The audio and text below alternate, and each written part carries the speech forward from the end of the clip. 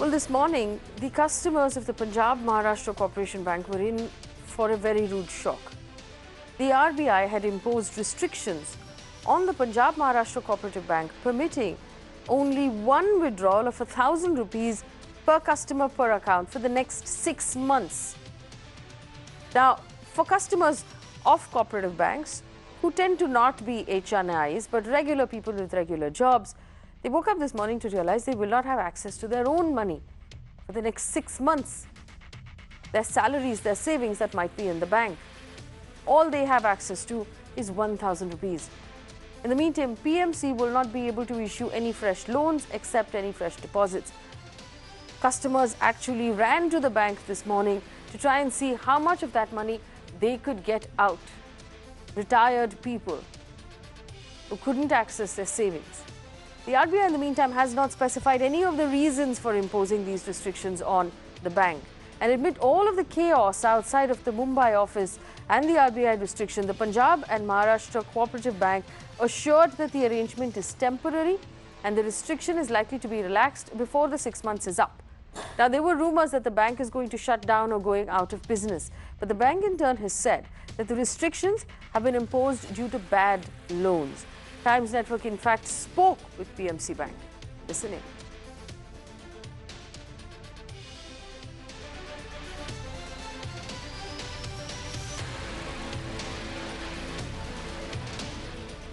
My priority, first and foremost, is to see to it that the customer's difficulties by imposing of restrictions of withdrawal of 1,000 rupees, they are set right at the earliest possible.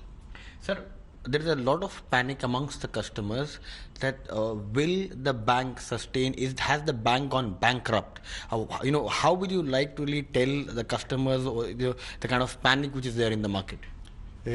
I will like to tell to the public at large and specifically my valuable customers that at of now there is no need to be panicky because we are having the DICGC cover which is there. Everybody's in deposit up to 1 lakh are covered there. We are having our own assets which are liquid also and in other forms also.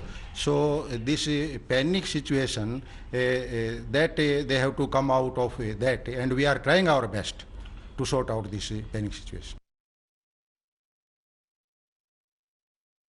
Well, the question really to ask here is, who are we supposed to believe?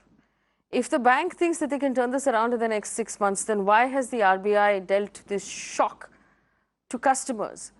What are customers supposed to do? Or if their life savings or their salary or whatever money that they have to run the house for the rest of the month is in that bank? Remember, and I want to remind you very clearly, that we're supposed to be right now using online banking and digital money, which means you're not supposed to actually be drawing all your money out of the bank as soon as your salary comes in. The government has made that very clear. So what do you want us to do if we're going to wake up in the morning and suddenly realize that we can't access our own money out of our own bank accounts? Joining me on the conversation, Harsh Rungta, financial advisor, Vishwas Pathak, spokesperson for the BJP, Swapnil Kothari is a senior lawyer who will bring in what the customers' legal rights are at this point. And we also have Sundar Balakrishnan, who is a depositor with PMC Bank Chembur branch. Mr. Balakrishnan, thank you for coming into the studio. I know that it's been a difficult day today.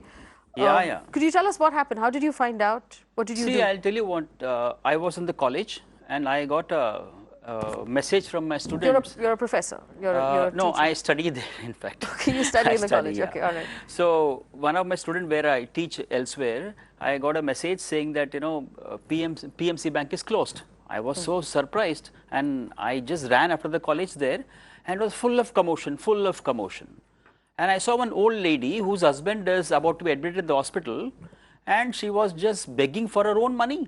It was so pathetic. And I just asked those banks, why don't you give me your NPA list? I want to see who have been defaulted. Then I got a lot of information from the bank, from the net, and I heard saying that their bad debts have gone up so huge, from 148 crores to 315 crores. And what was RBI doing for such a long time? And let me tell you, while we talk all this, today Ajit Pawar, for example, has been booked by the ED for money laundering case against another bank, cooperative bank. Yes. No, but I want to specifically just stay with your case. Yeah. Were you as a customer sent an email, sent a text Nothing message, at all. any It was sort of total information? surprise. Nothing at Okay. all, I'm telling you. Nothing at all. Nothing at all. Nothing at all. And when you went to the bank, Yeah. were they enough? Did the bank employees or the staff there, were they able to help you? Were they able to deal with Ma'am, the they crowd? were totally helpless. Let me tell you, up till 3 o'clock, 3:30, I was able to get their Bandup main office line, you know. And after 4 o'clock, that was totally disconnected. Totally disconnected. So nobody used to come online. That was the kind of situation we were in. And obviously, this is a cooperative bank where there aren't very wealthy people as customers. No, but So, the problem is these banks are controlled by the politicians. That is the biggest problem, these cooperative banks. Yes. In fact, Mr. Harsh Rungta joins us right now. He's a financial advisor and he understands the banking system very clearly. Mr. Rungta, you know, I want to understand this. Is it just this one cooperative bank or is it likely that there are other banks in similar trouble?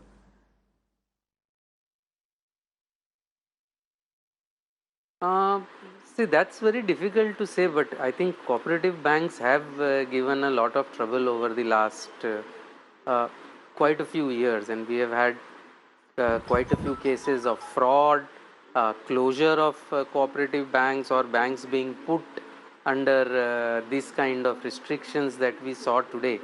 And I think, as my esteemed speaker who was there before me just mentioned, I think the key issue about cooperative banks is that they have the same issues that any political body has.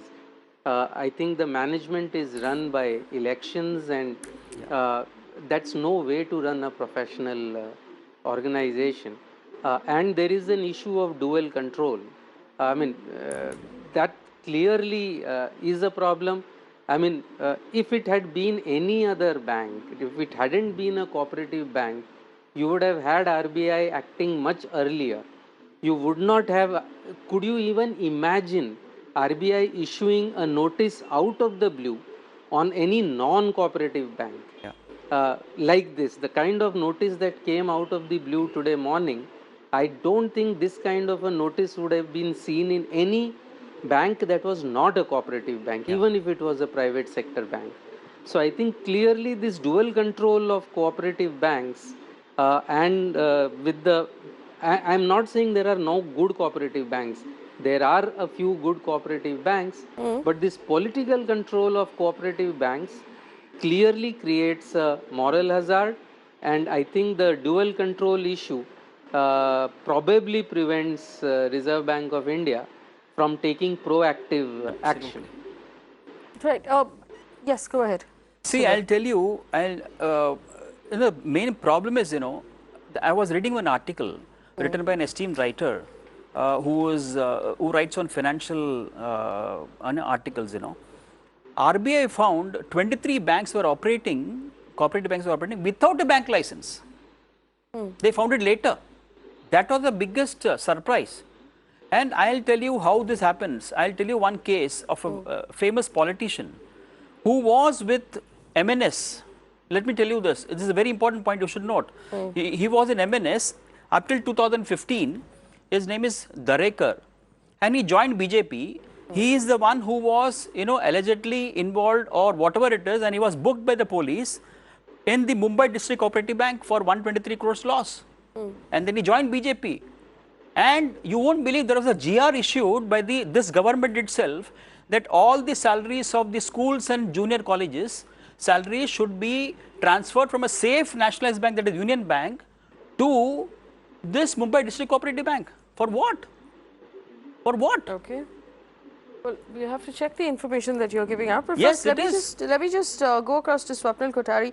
Mr. Kothari, if you could just tell us what the rights of the customers are here, or the bank depositors are, because the money that's in the bank account is tax paid, you know, money that belongs to customers. Nobody can keep us away from our own money unless they have a warrant to seize that money or to freeze that account.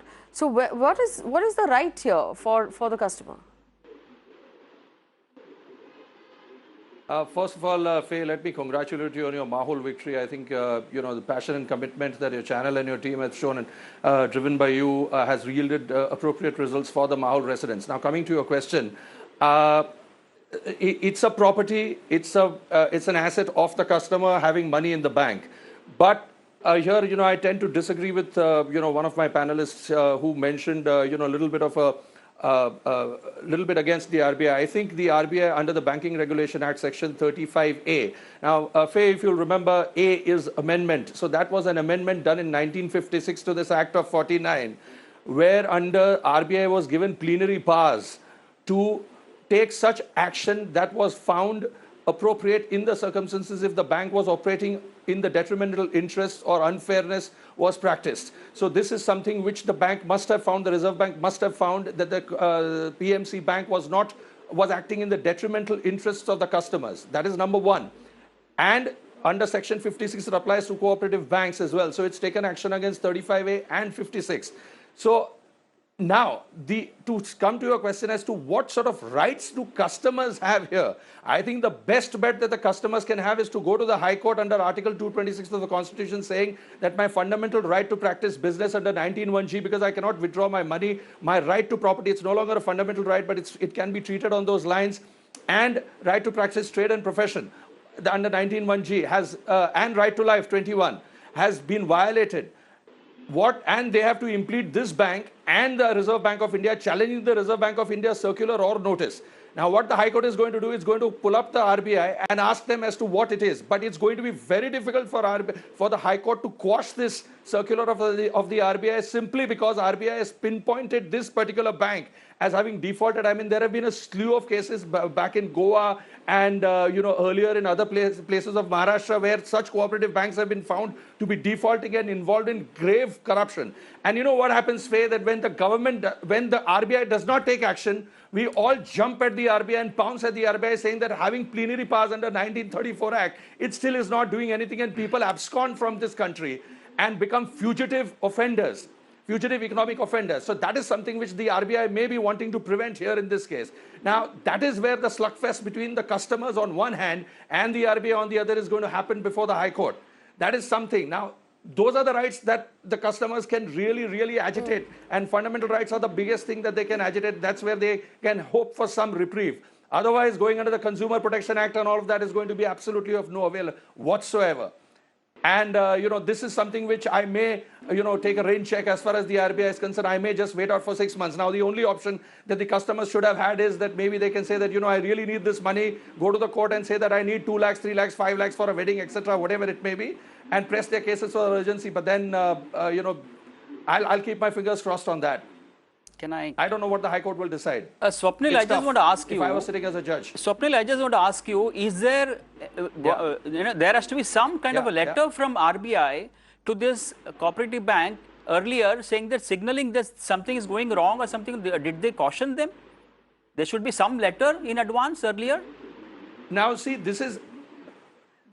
I'm sure there must be, and if these guys have hidden that letter, we do not know. Absolutely. So the thing is actually, that, as late as that in 1962, Yes. Forgive me, gentlemen. I just want to bring in Mr. Vishwas 1 minute. Okay. All right, go ahead. Yeah, okay. Okay, as late as in 1962, Joseph Kuruvella had filed an action against a writ petition under Article 32 of the Constitution of India in the Supreme Court against the Reserve Bank of India, challenging some Section 38, which empowers the RBI to call for a winding up of a bank. Palai Cooperative Central Bank was in the question, and it was periodically scrutinized by the RBI, and then the RBI came to the conclusion that it needed to be wound up because its deposits were being eroded and all those kind of things. The Supreme Court gave a very clear order saying that Section 38 was constitutionally valid. Swapnil. And, thereafter there have been a catena of decisions. Yeah, I'm sorry, I have to bring in other people. I have to give other people a chance to speak. I'm sure these guys must have hidden the letter. I don't know. Okay. Yeah, sure. All right, Vishwas Pathak is with us from the BJP. Mr. Pathak, there are several laws obviously involved. The RBI is involved. We know that there is a great deal of corruption happening within cooperative banks at this point. But everything aside, what are the customers or the citizens supposed to do? Who is the average customer of a cooperative bank? Someone who is salaried, people who work as watchmen, people who work as auto drivers, people who work in farms. What are they supposed to do now? What sort of handling is this of this situation where they were given no warning? The RBI still hasn't given the customers a reasoning for why this is being done, Mr. Pathak.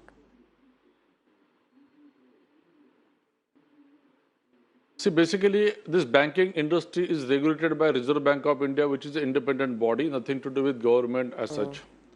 And all these laws are ultimately in the interest of the depositors and small investors. Now, there are certain events wherein RBI has invoked this section 35A and took action. Again, when they found that there are certain actions by the management which are prejudicial to the interest of the investors, small investors, then such actions have been taken, and this is not our first time. Secondly, although it is mentioned about 6 months, but even tomorrow it can be lifted. Why such actions are generally imposed? Because RBI wants to really see the liquidity available in the system. And had there been no such restriction imposed of 1,000 rupees, then tomorrow morning you will find people queuing up and withdrawing entire money so that bank goes into doldrum. No, hang on. Now, Mr. Pathak, Pathak, let me be very honest with you. Let me be very honest with you. If people were to show up tomorrow morning and withdraw all of their money, that is their right. I don't care about your bank. I don't care about your bank. I care about those people whose salaries are stuck in that bank right now and who are paying for the sins of either the finance ministry or the RBI or somebody else who didn't do their job, the bank management. We are sick of paying for other people's faults. The people lined up outside the Punjab Maharashtra Cooperative Bank deserve to be able to withdraw all their money and walk away. It is their money. Absolutely. What is the legal right of the RBI or the bank or anybody else to seize my money without a warrant? Tell me. How can you freeze my account without a warrant? Who are you? And what is the finance ministry doing? See, I fully agree with you that it is people money only. But what amount of money is available in the system, what more amount can be recovered, is the responsibility of the RBI to ensure that. And therefore, this investigation team works accordingly. Now, I am telling you, the moment this situation is improved, the moment this management can convince RBI that whatever provisions they have made or whatever NPS they have shown or there is no any window dressing, it will be recovered. It will be revoked. And therefore, I am saying this. And hopefully, the next day the customers will take all their money out of that bank. Of the investor, so tell me something. It is observed, Mr. Pathak, if it is observed, Mr. Pathak, if I have money right now, obviously not in this bank, but in any other cooperative bank, should I go tomorrow morning and take out all my money from all the cooperative banks? Because obviously somebody is not doing their job. Yeah, which I'm planning to do. Shall we pull out all of our money from all the cooperative banks, Mr. Pathak? See, this is. No, why you should? Why you should? Because tomorrow you lock it up and you are putting on RBI, gentlemen, you are putting in RBI, who is controlling RBI? Who is controlling RBI? Finance Ministry, right? And what is Finance Ministry doing? To understand, regulators work independently. What Government independently? Doesn't control RBI. No, when you want, you will control RBI, but when you doesn't want, you will not control. They do their job. On the contrary, if we control, it is wrong. It is our hard-earned money. To do their job independently. It is our hard-earned money. You cannot just wish away for like this. Hard-earned money. It is your hard-earned money. It is hard-earned money. As a BJP spokesperson, I am First of all, you have to remove all this political control out of these cooperative banks. That is most important. Rules are made to protect the money of these small investors. Sir, I am telling you, first and the foremost thing, you should remove the political control out of these RBI cooperative banks. That is the reason why RBI is not prepared to take the control over the cooperative banks. They are afraid. Gentlemen, I am also with you. There should not be politicalization in banks. I can understand. When will I get my money then? But if you are telling me you are with me, when will I get my money? Every person has got right to be a shareholder. He can contest election. He can be on the body also. I fully agree. There should not Mumbai be District Cooperative Bank is still a chairman. Working for the bank. He is still a chairman. In Mumbai District Cooperative, he is still a chairman. He was in MNS. He joined BJP. What happened to the case? What happened to the case? Is BJP MLC there? Again, I am saying you.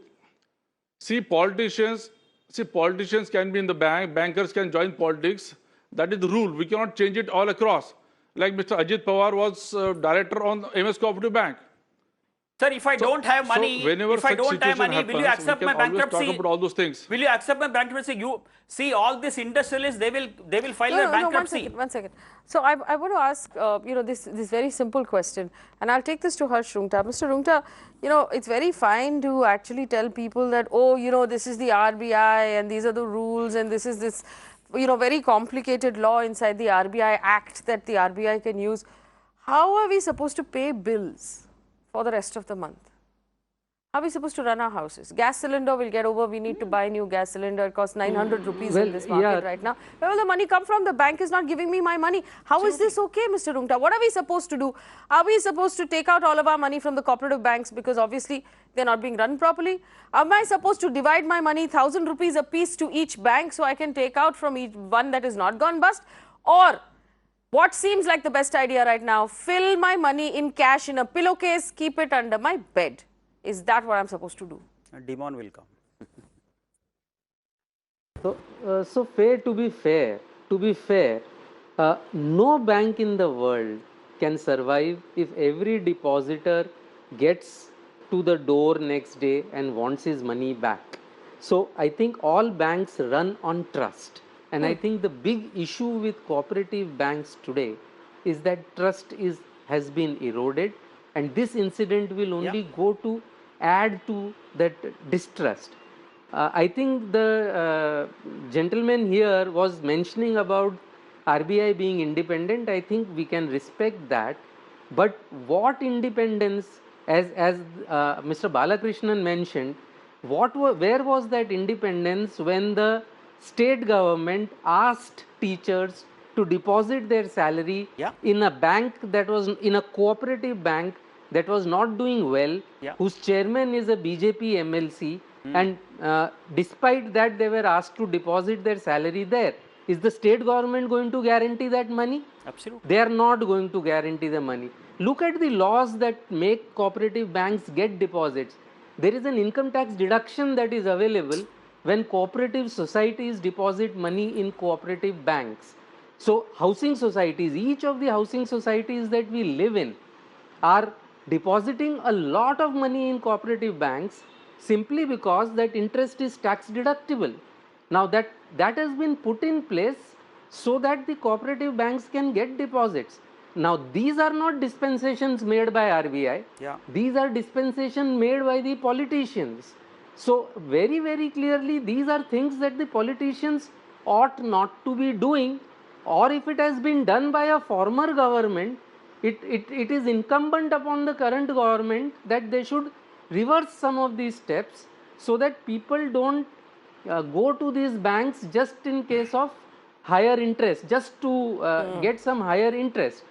See, as far as how to do it, see, I think we have to live in a world that I think if a bank goes bust, then obviously we cannot give the money. I mean, no bank can give the money to the guy who comes first. There will be riots there, so there needs to be some level of orderliness. But the suddenness with which the decision has been taken, I think I had mentioned in the afternoon also, there needs to be some kind of a graded outlook being given. And I think the complete lack of that graded outlook, turning from green to red, I think that orange in between is a very important thing. And I think that is completely missing in this particular case. And as I mentioned, it is only because it is a cooperative bank that the signal has gone from green to red immediately. In a private bank, if that was to happen, even in a private bank, if that was to happen, I think RBI would be hauled up over the coals. Because I think this kind of a circular issued overnight is just not done. Absolutely, it's just not done. You wanted to add something? No, nothing at all. Nothing at all. Well, you were at the bank and so were a lot of our reporters. There are people who now are faced with having to run their houses for the rest of the month, for the next 6 months actually, without access to the money that's in their bank accounts. There were customers who had come, their monthly payments goes through EMIs, through this direct debit, Everything is stopped. Everything is stopped. They don't know what to do. They don't know what to do. At this point. Swapnil, go ahead.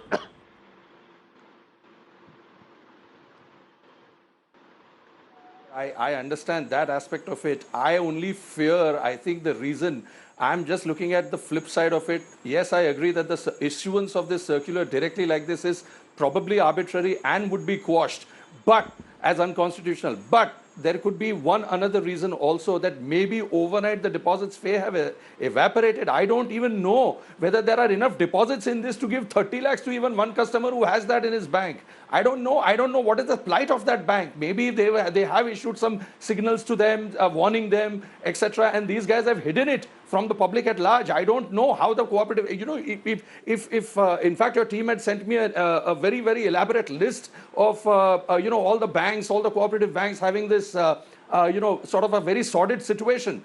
And, you know, if that is the case, then I don't know. I'll probably, you know, sympathize with the RBI there, or maybe agree with the RBI issuing this on a very radical basis. But yes, on an overall situation, there has to be a graded thing. And I think the best thing that the customers can do is go to the High Court immediately and try to, you know, canvass their case. Otherwise, you know, I only fear that, you know, the worst is yet to come, I guess, as far as this bank is concerned. And I hope I'm wrong. See, I'll just make one point. But you're right in raising all these questions. I'll just make one point. I was reading this bank's, you know, the clause of the business clause or whatever they know what they can do. It says a bank set up to provide finance to agriculturists, rural industries, and to trade and industry urban areas. That means all these banks, all these industries, agriculturists, all this, they're not doing well. Is it so? Is it so? They're not getting the money back.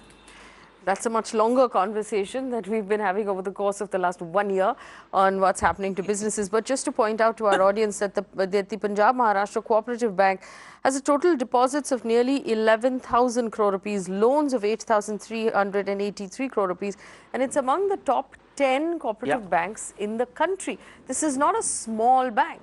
This is among the top 10 cooperative banks in the country. So this is something we need to watch more closely, especially if you happen to be a customer of a cooperative bank. Maybe you need to pay a little more attention, or maybe we all need to pay a little more attention to the general health of these banks and whether or not we want to continue as customers of the bank. That's unfortunately just the question we want to ask, because if you don't want to wake up one fine morning and realize your money is frozen inside a bank without a warrant, then maybe you should reconsider what banks we're actually putting our money in, or where we're keeping our money, really. Well, in another story that we found very interesting, the Supreme Court has raised an alarm on the misuse of social media for crime and violence, especially crime that might endanger national security. Seeking a status report from the government in the next 3 weeks on the statutory regime the government plans to put in place. The court has said that the central government should frame guidelines for Facebook and WhatsApp to provide information on posts that are deemed offensive. However, the top court has also said that there should be no invasion of privacy. Neither should the guidelines affect the country's sovereignty.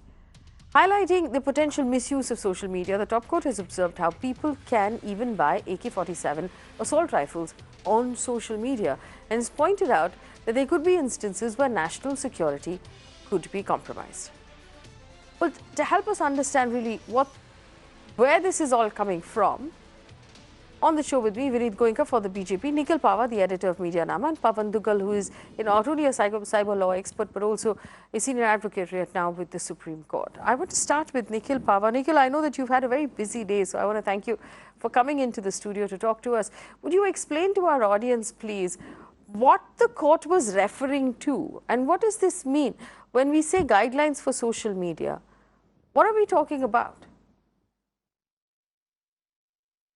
So, Faye, if earlier in the year, if you notice, over the last 1.5 years, our IT Minister, Mr. Ravi Shankar Prasad, has been asking for WhatsApp to figure out traceability so they can track fake news. Earlier in the year, the Department of IT essentially issued a series of amendments to intermediary liability rules. Now, social media platforms are intermediaries in that they just allow users to post content, and they don't editorialize the content as such. So amongst the amendments to the rules were that one, they wanted traceability of people who are posting content on social media, and two, they amongst other things, they also wanted proactive takedowns of fake news. So this both traceability and the fake news issues are intrinsically linked to the amendments to these guidelines. And after the consultation process in which hundreds of comments were submitted, METI was preparing changes to these rules.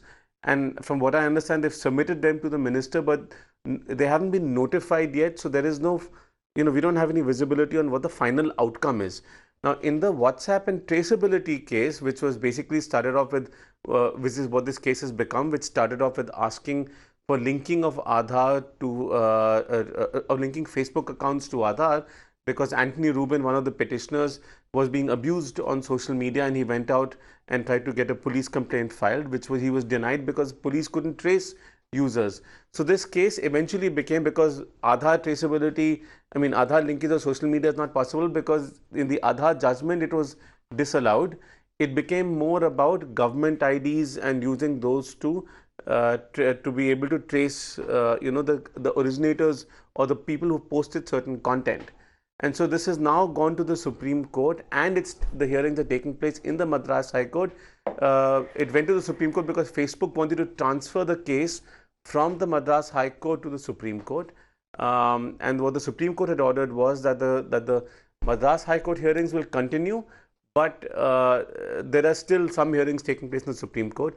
In that context, the Supreme Court has asked the Ministry of IT to give them a timeline on the guidelines, when these guidelines will be finalized, because it's been a while, and there are demands for traceability which the government needs to meet according to the court, because the court doesn't want to create policy, it wants to leave it to the government to do it. And so that's why they've asked the government for a timeline by which these guidelines will be amended, and there will be sort of traceability will be brought to social media. Now, whether there will be linkage with any government ID or not, which is what the Madras High Court petitioner Anthony Rubin, he's changed his petition to say, I don't want Aadhaar linkage, but any government ID linkage is fine by me. So we'll get to know what the government plans to do in 3 weeks' time, it seems. Yes. All right. I just want to go across to Vineet Goenka as well. Mr. Goenka, Nikhil Pava explained to us what the problems are. Would you have an insight right now into what the possible solutions are that the government is looking at for this social media problem? What Nikhil said is one part of the problem. Let me explain the problem properly to the viewers of your show, because it's a very important problem faced by everybody. So there are 3 sets of people on social media. One is the author, another one is the amender, and the third one is amplifier. Author is the person who writes the post for the first time.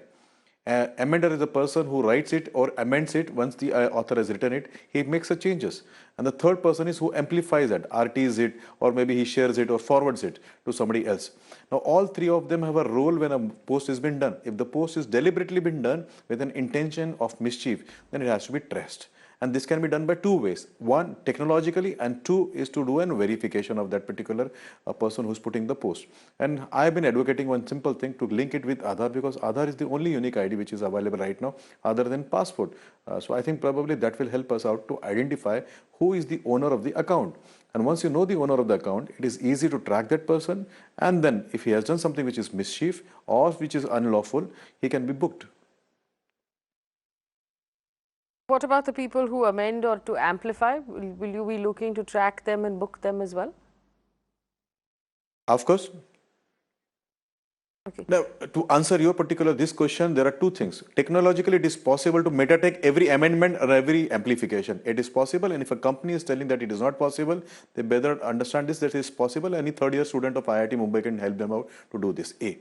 B. Legally, it should be done so that if there is a post been put by you, I deliberately amend it in such a fashion that your post becomes something which is mischievous. I should be held responsible, not you. And a person who then deliberately forwards that or amplifies that also should be asked question.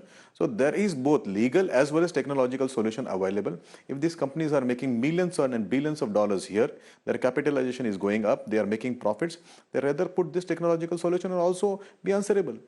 All right, let me just give Mr. Pawan Dugal an opportunity to respond here as well. Is there any part of that that makes you nervous or concerned, Mr. Dugal? Well, I think the government has to actually walk a very tight walk. It will have to achieve that magic golden balance between balancing the sovereign interest of the sovereign government on the one hand and between the enjoyment of fundamental rights and freedoms and liberties under the Constitution on the other. So for those people who are saying, well, this is doomsday coming in because the government will have all the powers to do everything it wants, I don't think that's accurate. The fact remains is that we all have a fundamental right of freedom of speech and expression, but that's not an absolute right and is subject to certain reasonable restrictions under Article 19(2). I think here is a remarkable and a magical opportunity for the government to start showing its thought leadership on intermediary liability.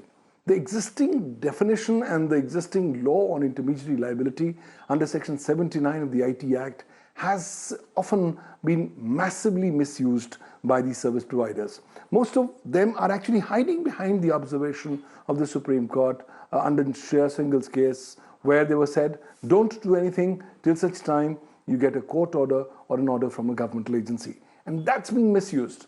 The service providers today have become an embodiment of being spectators while criminal activities and mayhem happens on the network. So clearly, these kind of service providers need to be straddled with specific responsibilities.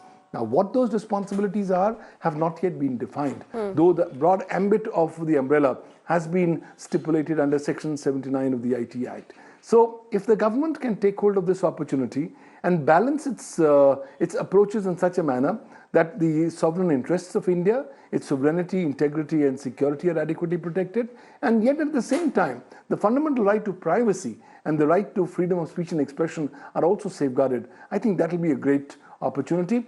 I think in very less times in the last 2 decades has this kind of a window of an opportunity emerged, where the Supreme Court has not just showed its anguish, but has also asked the governmental position. And if the government responds to such an opportunity, it should ultimately be for the benefit for the entire country as a whole. All right.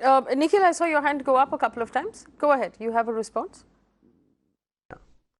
So, Faye, firstly, I don't think verification will necessarily lead to a resolution of some kind, because you have enough verified accounts on Twitter and you find them tweeting and retweeting incorrect information and misinformation, and they could be doing this inadvertently.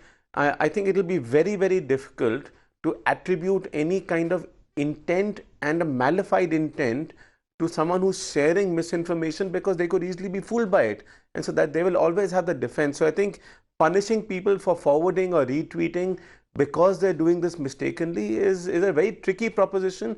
We've seen ministers also do this. So I think this is a risky proposition right now. The other thing is that when you, most people understand encryption, but end-to-end encryption by itself is very different, because in that, even identifying, even if you intercept a message, it's difficult to figure out who sent it. And so, if you bring in traceability to WhatsApp, you will effectively WhatsApp will have to re-architect the platform, and then it's up to the government and WhatsApp to decide what they want to do if the court orders to re-architect the platform, or the government decides that it has to re-architect the platform, or it will have to shut down. The third thing is about traceability. I think old-fashioned police work can still lead people to the mobile number of the person who sent the message, going from hop to hop to hop. And so it's difficult and cumbersome to identify the originator, but it's not impossible. And the other thing is that in most social media accounts, mobile numbers are linked to these IDs. And so, and for IDs, there is KYC that's already, for mobile numbers is KYC that's already been done. So I don't understand this need to necessarily bring traceability to every account or do Aadhaar linkage. Aadhaar linkage is frankly not possible unless the government passes a law to do it, and even there it will have to be careful about constitutionality, because a 5-judge bench of the Supreme Court has said that private party linkage should not happen. So I think even in the Supreme Court and in the Madras High Court, the government is not arguing for Aadhaar linkage. This will be very, very important. The KK Venugopal, the Attorney General of India, representing the state of Tamil Nadu in the Supreme Court, again today said that we're not asking for Aadhaar linkage. So I think Mr. Goenka will have to wait for a little while till that becomes a reality. Yes. Let's also not foreclose other options of traceability, which is old-fashioned police work, but also these companies can give metadata that can help identify people. So I think we need to be a little more circumspect, because the same changes that might help in one case can disproportionately risk everyone, in that sense, if there's linkage of especially a weakly secure database like Aadhaar to social media. Right, I'm going to leave it here, but we'll keep coming back to this as the case moves forward as well. But I want to thank my panelists for joining us this evening and giving us your point of view on the idea of the government being perhaps having more scrutiny over social media, and as the court has asked, court basically says that it's concerned about the misuse of social media as well. Moving on, a severe earthquake of 6.3 has jolted Islamabad, Lahore and suburban areas of the two cities. Tremors felt in parts of North India, including Delhi, NCR, Chandigarh and of course Kashmir and parts of Himachal Pradesh. The epicenter of that earthquake was located near the new Mirpur city in Pakistan-occupied Kashmir. 19 people have been reported dead and over 300 injured in POK.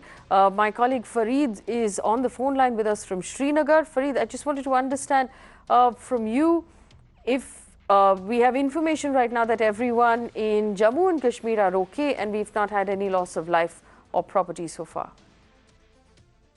Yes, Faye. As of now, there are no reports of any damage to life or property as far as the Kashmir Valley is concerned, or other parts of the state of Jammu and Kashmir are concerned. Quite mild to strong tremors were felt in the Kashmir Valley, and in fact, these tremors lasted for close to 15 seconds. And obviously, there was panic because there is history to Kashmir. If you remember, in 2006, there was this massive earthquake, and there was a lot of loss to life and property. So people do have that in back of mind. And previously also, there has been a lot of seismic activity, and this area is already in zone 5. So it is vulnerable, and as soon as this happened, people basically came out of their homes, of their offices, and though thankfully these were mild tremors, as I said. So as of now, no report of any loss to life or property. But again, since, as you know, there is communication issues that continue in the Kashmir Valley, so probably in some time we'll be in a better place to comment on this firmly. But yes, as of now, the government, people in the authorities also telling us that they do not have any information from anywhere of any major damage, though in some time we'll have a clearer picture of what exactly happened because of this earthquake, especially if you talk of the state of Jammu and Kashmir. And Fareed, how far away is the epicenter from the valley on our side of the border? Well, it is quite far away. It is in Mirpur, and it is quite far away. But then we know that even if you talk of 2006 earthquake, the epicenter was far, far away. But still, the kind of damage it did, obviously, there are certain technicalities into this, the shallowness of the seismic activity, how deep it is as far as the earth's crust is concerned. All these things really come together to really tell you, or as far as the impact on the ground is concerned. So we'll have to wait for those technicalities. But yes, it is far away, but still, I mean, the kind of jolts that we felt, it was quite scary. But thankfully, not as strong as on the other side of the border. And obviously, that's why we do not have a lot of damage or any life loss, thankfully, in this incident. All right, Fareed, thank you for that information. Welcome information there that the Kashmir Valley, the people in the Kashmir Valley and in Jammu are okay, and we've not so far had any reports of either injuries, loss of life or loss of property. The visuals that you're seeing on your screen, though, are from Pakistan-occupied Kashmir, and we understand that there has been some loss of life there and several people who have been injured by this earthquake. Well, the stage is now set for the Prime Minister Narendra Modi and US President Donald Trump to hold a bilateral meet at the UN headquarters. It may have already begun as we speak. In fact, this is happening a day after US President Donald Trump called Prime Minister Modi his good friend. He held the bilateral meet as well with Pakistan Prime Minister Imran Khan and categorically said that he trusted Pakistan. Trump stated that he trusted Imran Khan even though many of his predecessors had not. Listen in.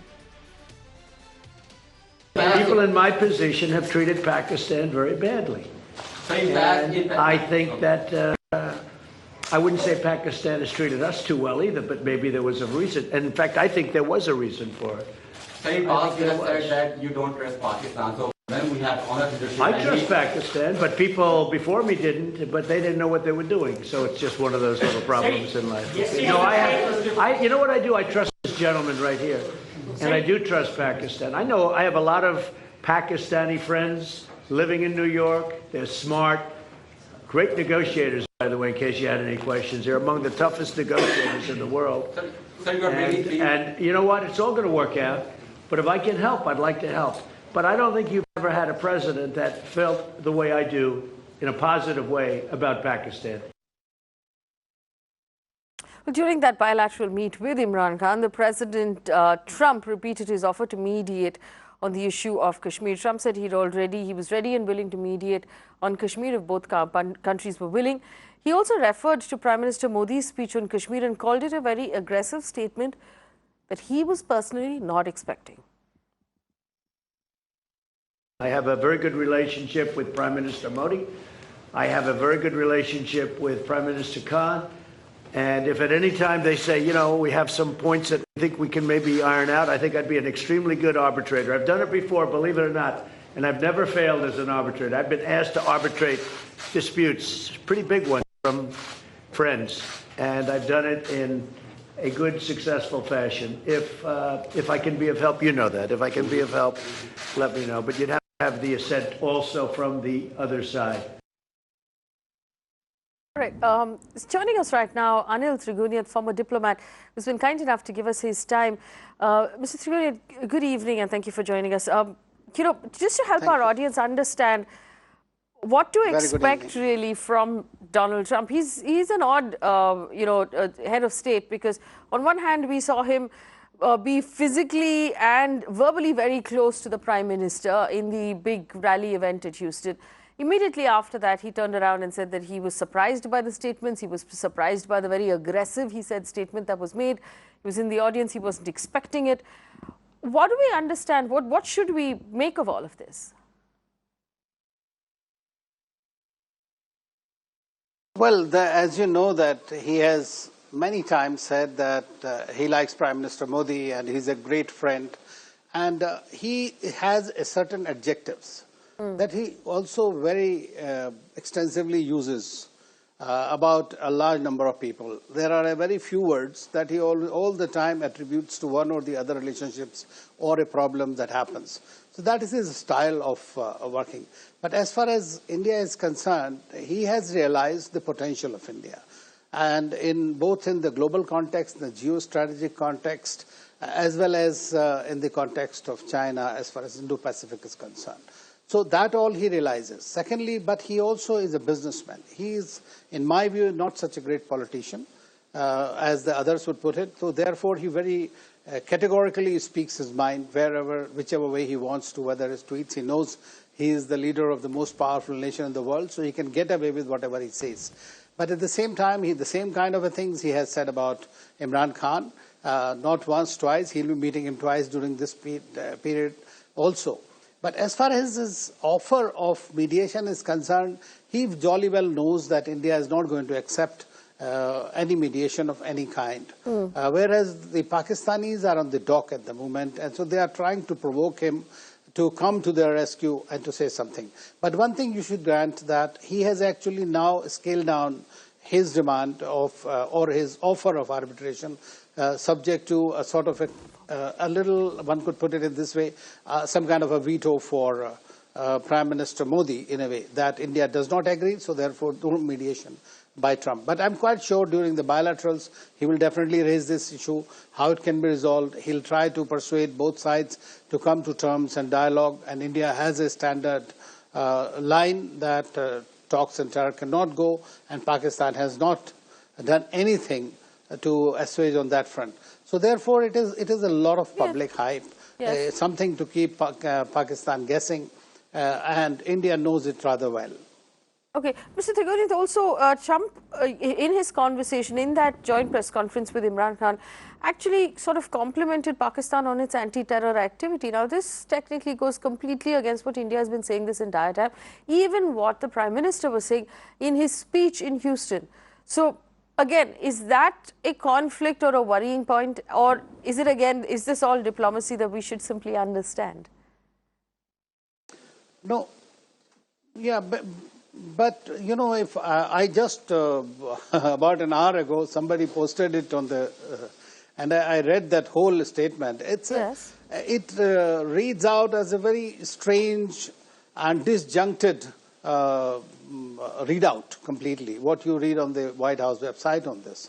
So I couldn't make out what he exactly wants to say, whether it was in the context of Afghanistan helping him, or fighting terrorism, or being a victim of terrorism. Because as you know, the problem is that Pakistan has successfully so far played up its nuisance values and cashed it vis-a-vis Americans, vis-a-vis Russians, vis-a-vis Chinese, the whole world. They just go about doing it and they are able to get away with it. This time it is in the context of Afghanistan and Taliban, because Taliban is now backed off. Americans are backed off, so we don't know when they are going to do it. So I'm quite sure they want some kind of a back channel that can only come through Pakistan. That is why he has to play up to the gallery. But he also said, oh, we can have trade many, many times over, or something like that with Pakistan. I wonder, I mean, these are all statements to please the Pakistanis who are in the dock at the moment. So I wouldn't give much credence to whatever is there, that he's saying that Pakistan is fighting. Actually, in other places, a couple of weeks ago, he said Pakistan must come clean on this anti-terror campaign and must not shelter these terrorist groups. So he has been varying these statements as and when and whichever is the audience. Right. Last question, Mr. Trigoni. We understand that the Prime Minister and the President of the United States are in a conversation right now. There's a bilateral meeting taking place as we speak.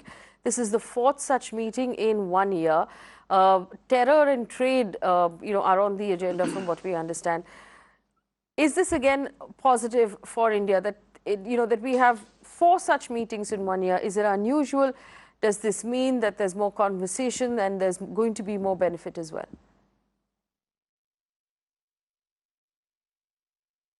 Well, there will be, because see, the United States is one country, frankly, and in a real politic that every other country in the world would like to have good relations with. It is one of the biggest markets, fountain of technologies.